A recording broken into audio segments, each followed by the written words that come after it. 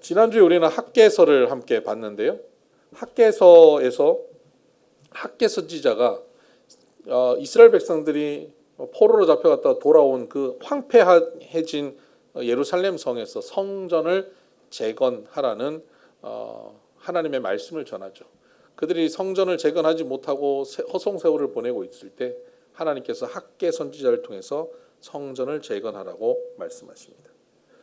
그런데 그 말씀에 순종해서 백성들이 성전 재건을 시작하고 2달 후에 스가랴 선지자를 통해서 하나님은 다시금 말씀을 시작하셨습니다. 그런데 이 스가랴 선지자도 성전 재건과 관련된 말씀인데 스가랴 선지자의 말씀은 환상을 통해서 말씀해 주셨습니다. 요즘으로 치면 애들한테 그림책 보여주는 것처럼 하나님께서 환상을 보여주고 너 이게 무슨 뜻인지 알겠냐? 모르겠는데요? 그러면 그건 말이야 하고 설명해 주시는 내용이 이 스가랴서입니다. 그래서 환상을 보여주시고 환상을 설명해 주시고 이 8가지인데요. 8가지 다 설명하자면 오늘 이거 못합니다. 그래서 이 환상이 전체적으로 무슨 의미냐?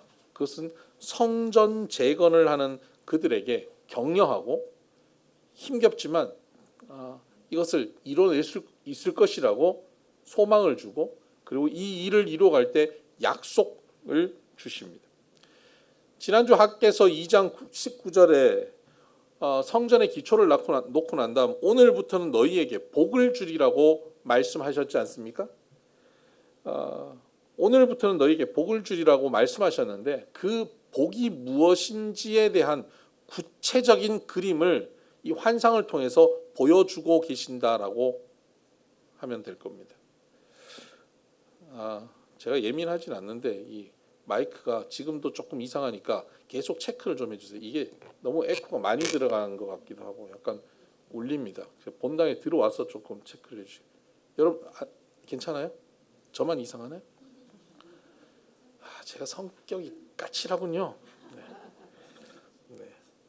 저만 성격이 까칠하답니다. 오늘 이 본문의 말씀 스가랴서는 오늘 우리에게 적용하면 이렇죠. 성전 건축이라고 하는 것은 교회 건물을 짓는 일이 아니라고 말씀드렸습니다. 성전은 더 이상 건물로 이 땅에 존재하지 않습니다. 그게 성경적입니다. 성전은 오직 솔로몬 성전, 스룹바벨 성전, 헤롯 성전으로서만 빌딩이 존재했고 지금은 다 없어졌습니다. 지금 성전을 짓는다고 하는 것은 사실은 성전이 아니라 그냥 예배당을 짓는 것입니다. 예배 처소를 짓는 것이죠. 그러면 성전은 뭐냐? 예수님께서 말씀하신 사흘 후에 다시 지으리라고 하신 그 성전이 뭐냐? 그것은 예수님의 몸인 교회 공동체를 얘기하는 겁니다. 교회는 건물이 아니라 여기 있는 우리 모임이 교회입니다. 우리의 만남이 교회인 거죠. 이것이 성전입니다. 그래서 오늘날 스가랴서를 우리에게 적용하면 건물로서 성전 빌딩을 지어라가 아니라 교회 공동체를 함께 세워가라라는 겁니다.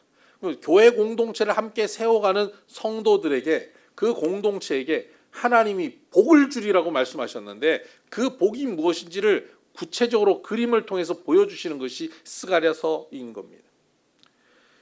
지난주 설교 후에 우리 성도님들이 설교에 대한 리뷰를 평소보다 훨씬 많이 해주시더라고요. 지난주 설교 후에 성전 건축이 무슨 뜻인지 이제 명확하게 알게 됐다고.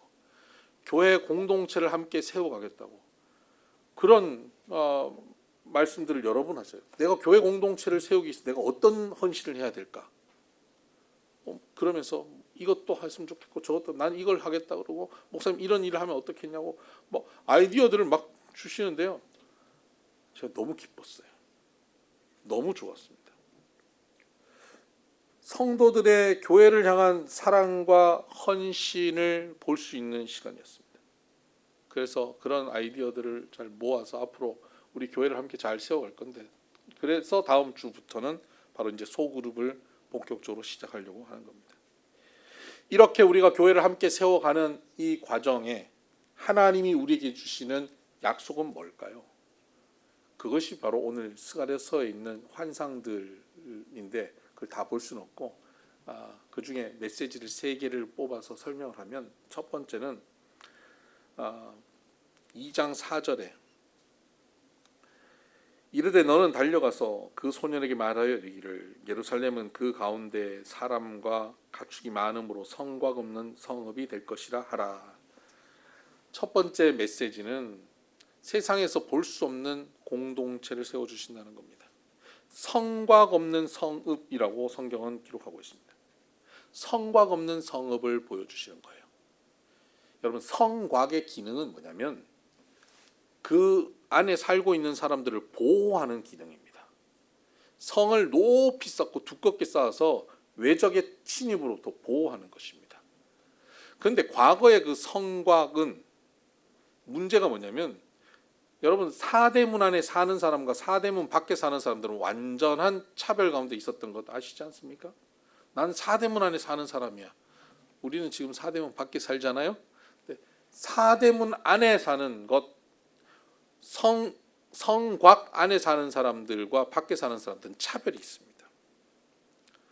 그리고 성곽을 한번 지어놓으면 그것을 확장시켜가는 데는 이걸 헐고 또 지어야 되는 굉장히 어려움이 있어요. 한계가 있어요. 조금만 넓히려고 해도 굉장히 어렵습니다. 한번 지으면 그냥 그렇게 끝까지 가는 겁니다. 성곽은 차별도 있고 한계도 있는 어려움이 있습니다. 그런데 성곽 없는 성읍이 생기면 어떨까요? 모두 다 사대문 안에 사는 겁니다. 한계가 없습니다. 확장하면 계속 확장되어지는 겁니다. 예를 들어서 서울이라고 하는 성곽이 이렇게 쌓여 있는데 우리는 여기 용인 수지에 있잖아요. 수지에 사는데 나도 서울이야. 나도 오늘부터 여기 서울이라고 생각하고 살래. 그러면 여기가 서울이 되는 거예요. 김포만 서울에 편입되는 게 아니고요. 그럼 저 여수에서 나도 서울이야. 그러면 거기도 서울이 되는 거예요. 성곽이 없으니까 한계가 없는 거죠. 한계 없는 확장입니다. 그리고 그래서 사대문 안이나 사대문 밖이나 차별이 없는 공동체예요. 하나님이 세우시는 주의 몸된 공동체는 바로 이렇게 차별이 없는 공동체, 그리고 그 공동체는 한계 없는 성장을 이루는 공동체가 될 것이라는 겁니다. 이런 성읍은 세상에 없습니다. 과거에는 더더욱 없었고 오늘날도 이런 성읍은 없습니다. 그래서 서울을 넓힌다 이런 거 문제가 막 생기고 하잖아요. 이게 안 되는 거예요. 오늘날의 공동체는 이게 한계 가운데 있어요. 그 안에 가면 차별이 있어요. 갈등이 벌어져서 결국은 같이 그 공동체가 이루어지지를 못해요. 가정이라는 공동체도, 교회라는 공동체도, 직장이라는 공동체도 우리가 사람들이 모이는 데 가면 성곽이 존재합니다. 나는 어느 지역 출신이고, 나는 어떤 학교 출신이고, 나는 어떤 사람이고, 차별, 구분, 분리, 갈등 이런 것들이 계속 생겨요. 근데 하나님이 세우시는 주님의 몸된 교회 공동체가 이루어지면 차별이 없습니다. 한계가 없습니다. 엄청나게 성장해 가는데 하나 되는 공동체가 될 수 있다는 겁니다. 이것이 우리가 이루어갈 비손 공동체입니다.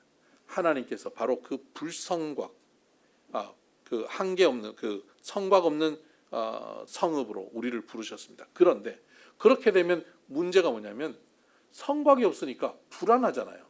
외적의 침입으로부터 우리가 보호받지 못하잖아요. 그랬더니 5절에 보니까 여호와의 말씀에 내가 불로 둘러싼 성곽이 되며 그랬습니다. 불로 둘러싼 성곽이 되게 한다는 겁니다. 하나님이 성곽이 되셔서 우리를 불로 지켜주시는 겁니다.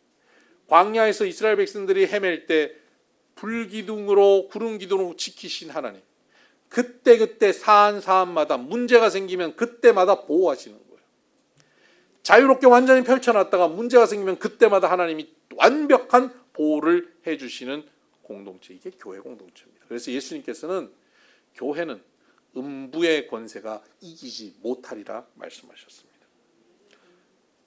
제가 어린 시절에 전쟁에 대한 두려움을 가졌었습니다.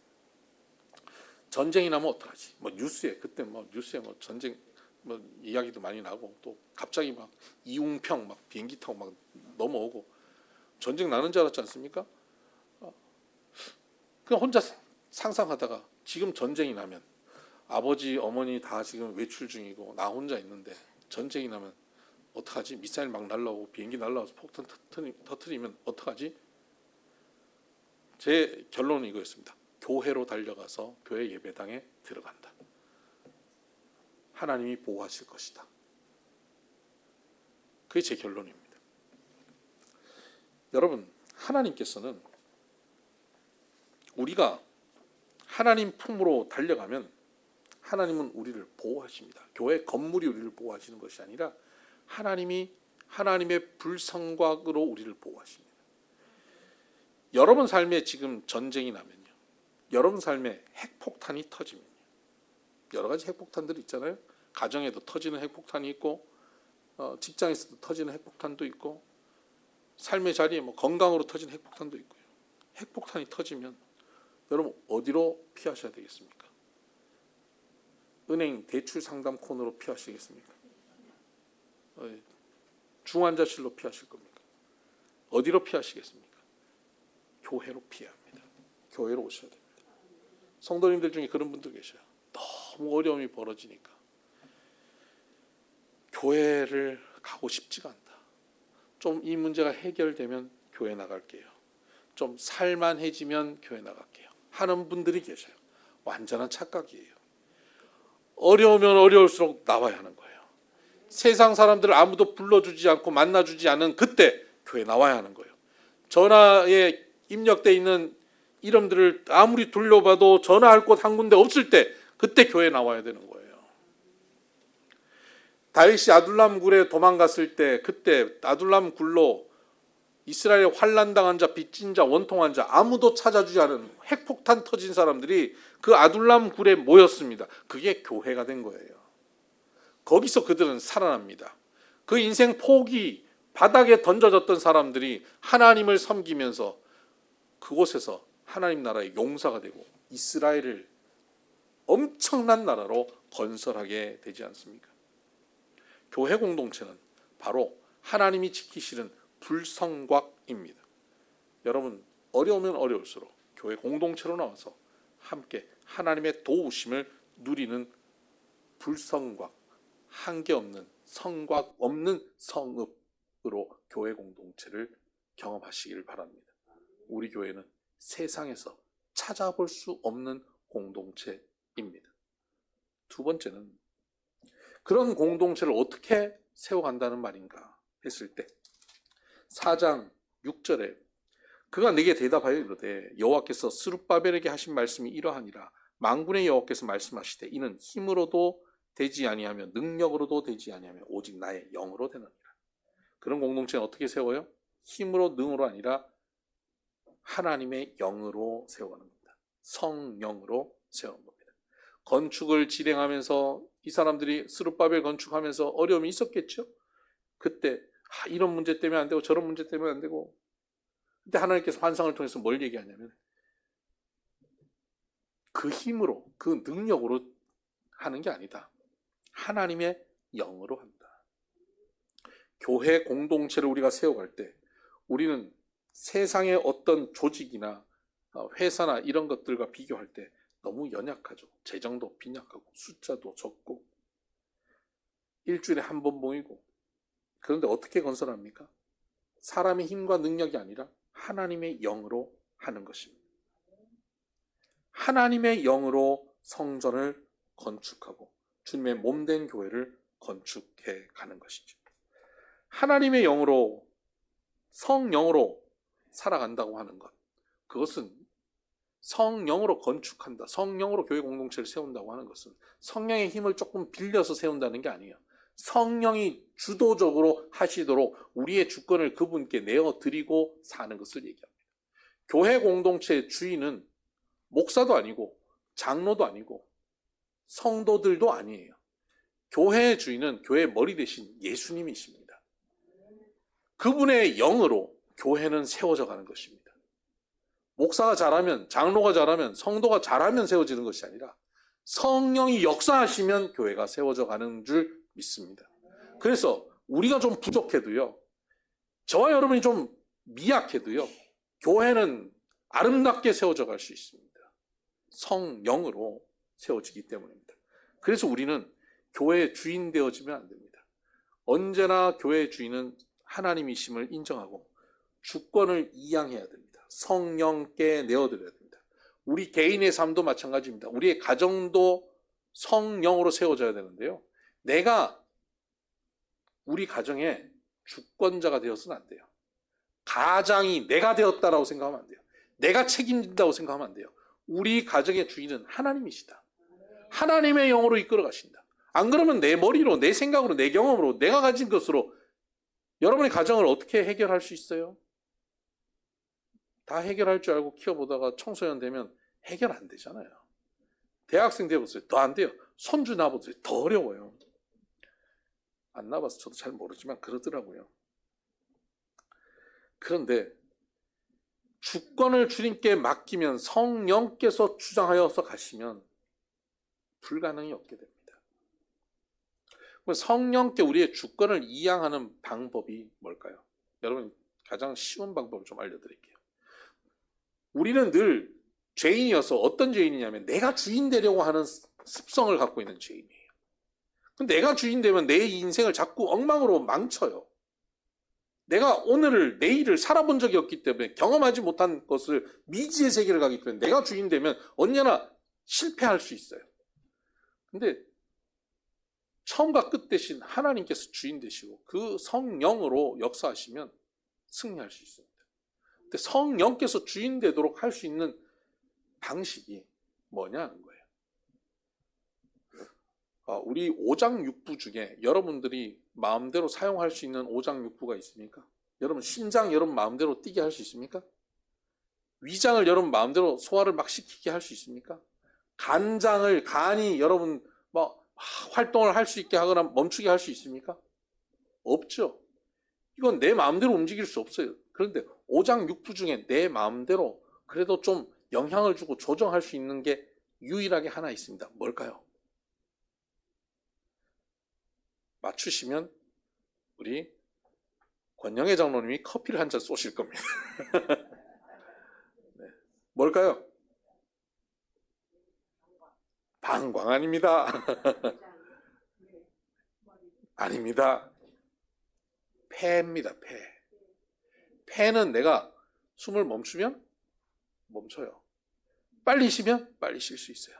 천천히 호흡을 통해서 폐를 관리할 수 있고요. 폐를 관리함으로 오장육부를 영향을 줄 수 있어요. 폐를 통해서 이산화탄소를 내빼고 들이마시고 하면서 피에 산소를 공급하기 시작하죠. 이것을 통해서 심장에도 위장에도 영향을 미치게 됩니다. 그래서 과거부터 우리 인간들은 호흡을 통해서 건강을 찾으려고 하죠. 호흡법, 여기 더 나아가서 명상, 종교 쪽으로도 흘러가죠.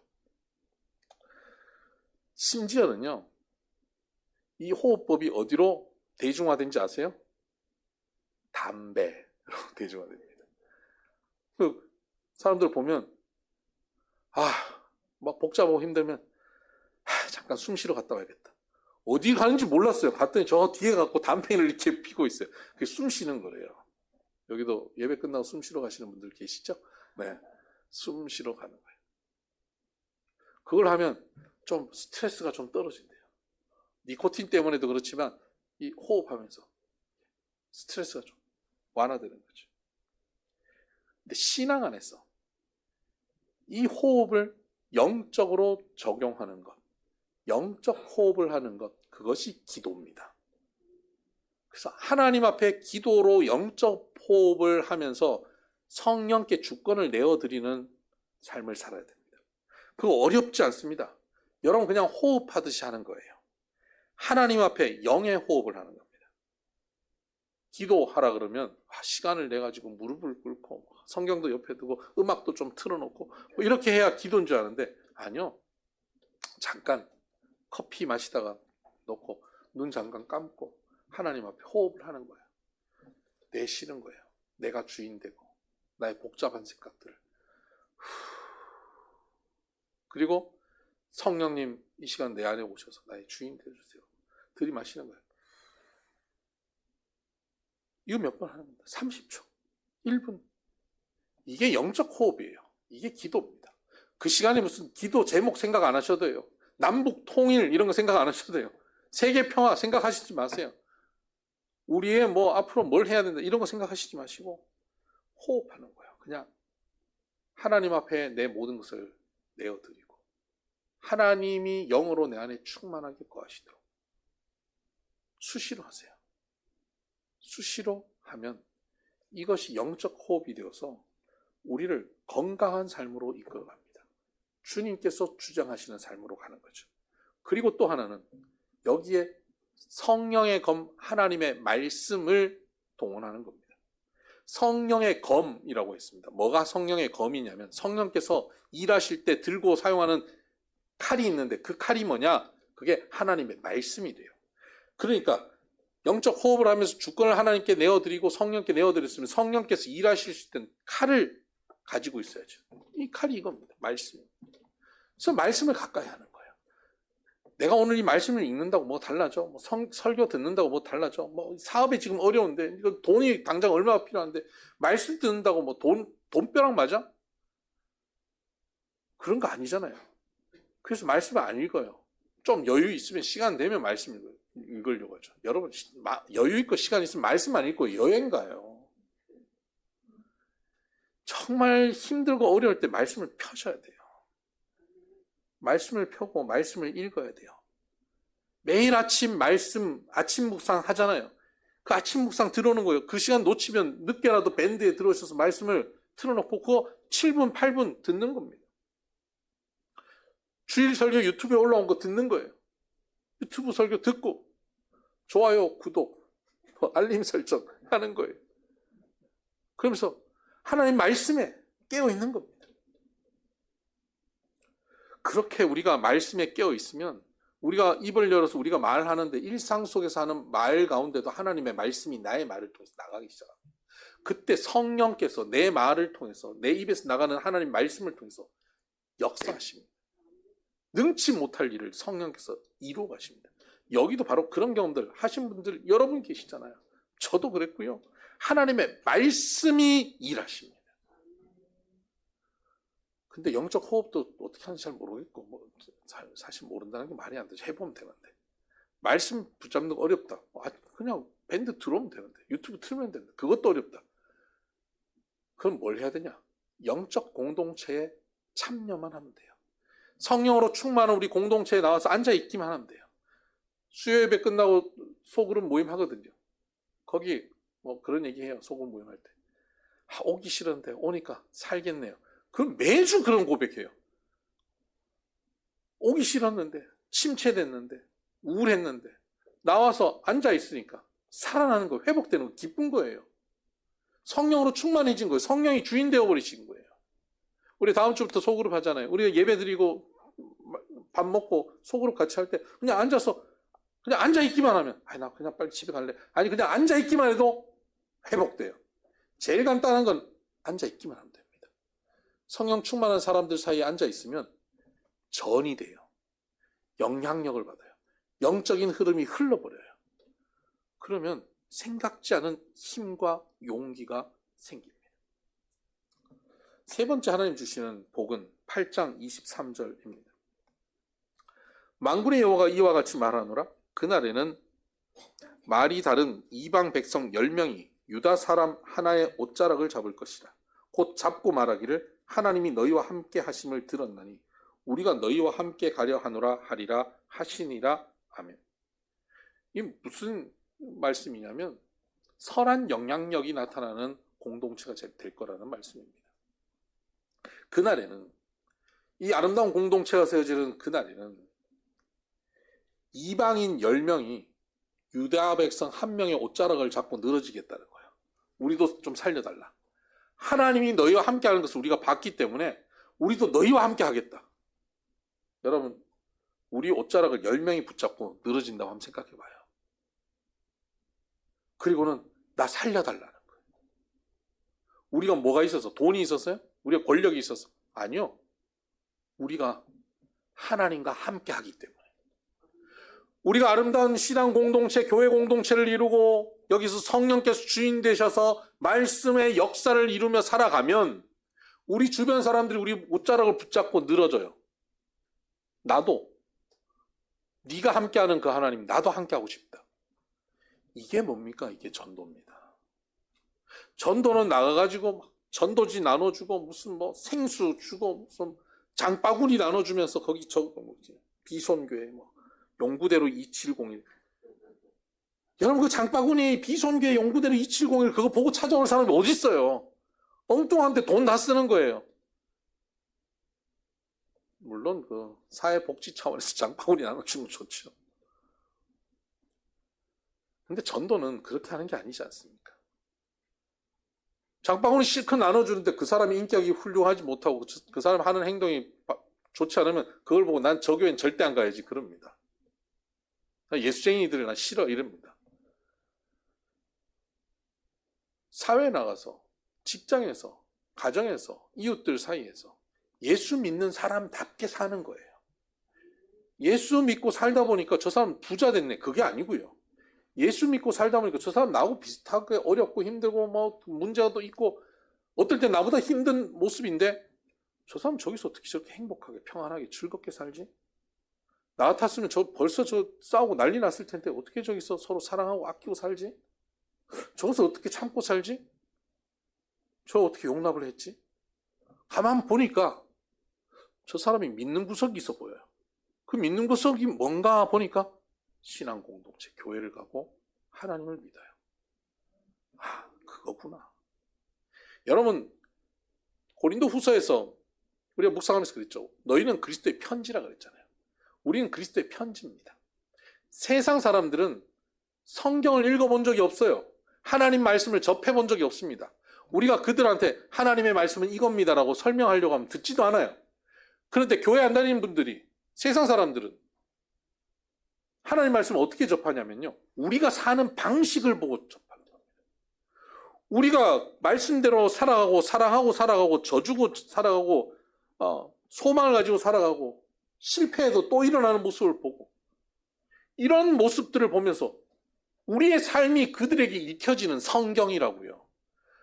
그런데 교회 와서 성경을 읽고 막 찬양도 하고 하면서 사회 나가가지고 세상 사람들과 똑같이 그 사람들 힘들어할 때 우리도 힘들어하고 그 사람 짜증날 때 우리도 짜증내고 그 사람 화낼 때 우리도 화내고 요만큼 손해보면 절대 손해 안 보려고 덤벼들고 그렇게 살면 세상 사람들이 읽을 성경이 어디 있습니까? 없잖아요. 안 읽혀지는 거예요. 그래서 우리가 전도할 수 없는 거예요. 여러분 그리스도의 편지가 되시기를 바랍니다. 하나님이 여러분과 함께하는 것이 보여지는 인생이 되기를 바랍니다. 그래서 이방인들이 여러분의 옷장을 잡고 너와 함께 하시는 하나님 나도 함께 하고 싶다 하고 따라오는 한번 보겠습니다. 다음 주부터 여러분 옷자락 잡고 10명이 오는지 안 오는지 1당 10입니다. 1당 10, 1당 100 이게 우리 비손교회 성도들이 될 줄 믿습니다. 이게 선한 영향력이죠. 이런 영향력을 우리가 나타나게 될 것인데 9장부터 14장 그 이후의 내용은 이런 영향을 갖고 있는 공동체에게 하나님께서 뭘 주시냐면 메시아에 대한 꿈을 주십니다. 그래서 이 9장부터 14장에 메시아에 대한 내용이 쫙 나오는데요. 신약 성경에서 메시아에 대한 인용, 구약의 여러 가지 인용 중에 스가랴서, 이 짧은 스가랴서 인용을 70번이나 하고 있습니다. 그만큼 스가랴서에 나오는 메시아에 대한 꿈은 굉장히 소중한 꿈이 된 것이죠. 이후에 예수 그리스도를 그들이 믿게 되고 받아들이게 되는 예수 그리스도께서 오시는 길을 이 스가랴서가 준비하게 한 겁니다. 오늘 우리 교회가 이런 교회가 돼야 됩니다. 우리 교회는 이 성곽 없는 성읍, 불성곽, 세상에 존재하지 않는 그런 공동체로 준비되고 성령으로 세워지고 선한 영향력이 나타나서 예수님 복음에 대해서 세상에 알려주고 세상이 예수님을 준비케 하셔서 다시 오실 예수님을 만나게 하는 그런 교회로 우리 비손교회가 세워지기를 주의 이름으로 축복합니다. 기도하십시다.